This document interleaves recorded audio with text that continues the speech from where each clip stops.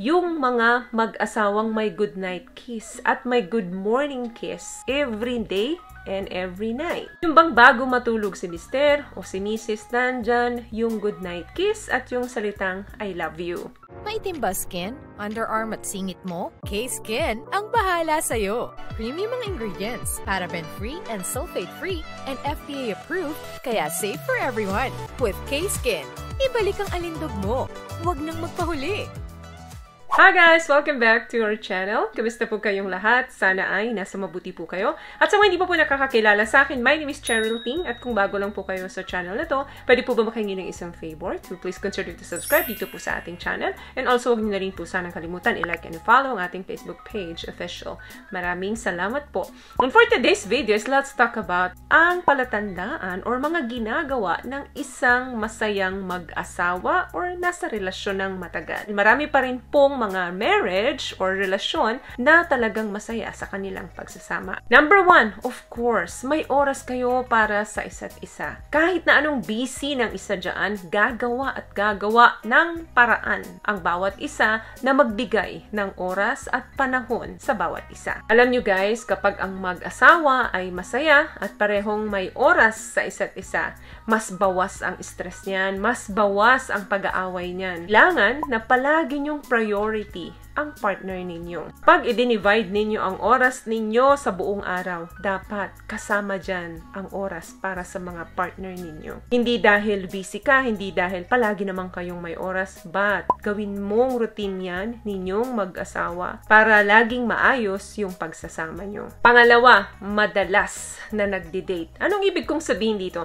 Hindi naman kailangan na lumabas kayo sa mga magarbong restaurant para lang masabing nag-date kayo. Kahit na nasa loob kayo ng bahay or nasa garden kayo, basta oras ninyo sa isa't isa na para kayong nagdi-date. Kayong dalawa lang, nanonood kayo ng movie, TV, ganyan, kung ano yung gusto nyong panoodin, o porn kung gusto nyo.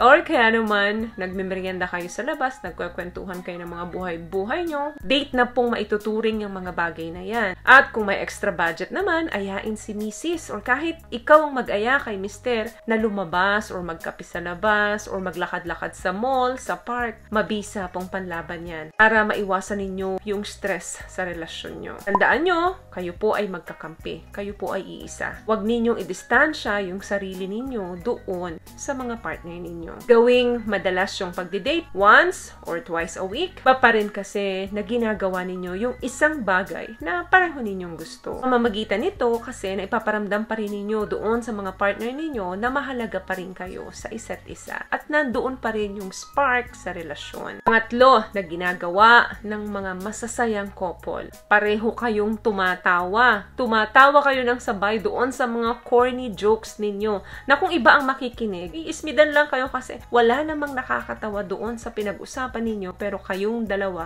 panay ang tawa nyo. Dahil nga, ini-enjoy ninyo yung company ng isa't isa. Kaya mapa-corny jokes man yan or laos na jokes na, kapag ka ipinasa ninyo sa mga partner ninyo, tatawa pareho kayong sabay. Pag meron kang mga na-encounter na nakakatawang nadinig mo o nakakatawang senaryo, ikwento mo sa partner mo. Wala namang masamang magtawanan, lalo na kung nakakatawa talaga. Dalas kasi sa mga mag-asawa or nandun na sa matagal ng relasyon, palagi na lang problema ang pinag-uusapan, paano magkakapera, paano susolusyonan yung mga problema. Nakakalimutan na nilang magtawanan. Minsan, masarap yung parang nagiging bata kayo pareho sa relasyon. Huwag palaging seryoso, huwag palaging problema ang pinag-uusapan. Kasi pagka nagkaedad kayo, yan yung mga babalikan yung tawanan kapag hindi na kayo makapag-travel dahil masakit na ang mga tuhod ninyo. So habang bata pa at kaya pa, mag-collect na ng maraming memories, ng maraming dates, ng maraming travel.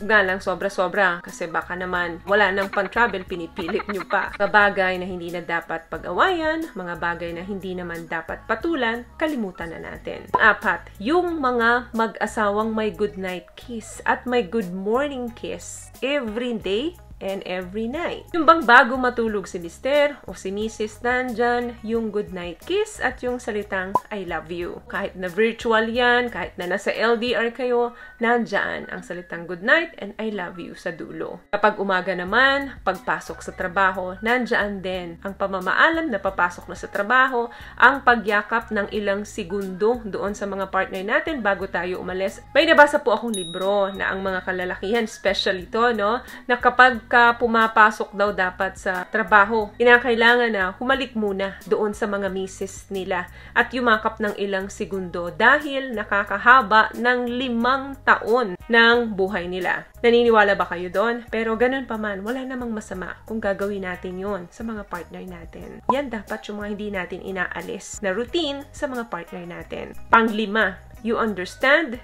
and you listen. Magkaiba po yun. Maaring naririnig mo siya pero hindi mo naman naiintindihan. Kaya pinagsasama ko po talaga yung dalawang yan. Importante na nakikinig at naiintindihan ninyo ang bawat hinaing ng isa. Kasi ang masusing pakikinig po is the beginning of understanding. Pag marunong kayong makinig sa mga partner ninyo at marunong kayong umunawa, ay wala masyadong issue sa buhay yan. At pag palaging nagagawa ng mag-asawa ito, of course, lagi kayong masaya. Practice na ninyo ang routine na to, kaya dala-dala ninyo ito sa pang-araw-araw ninyong buhay hanggang sa pagtanda ninyo. Humility, patience, gentleness, yan yung magdadala sa inyo para lagi kayong unite bilang mag-asawa. Para lagi kayong iisa ng direction. At nandoon palagi ang tahimik na pagsasama. So yun lamang guys ang video natin for today. I hope nakapagbigay po ako sa inyo ng tips. At kung nagustuhan niyo pong ating video, please give it a thumbs up, comment down below. And also share this video na rin po sa mga kaibigan na sa tingin yung matutulungan po ng video natin. Once again, palagi po kayong mag-iingat at palagi po kayong manalangin. Thank you guys for watching and see you in my next one. Always love yourself and be a blessing. Bye!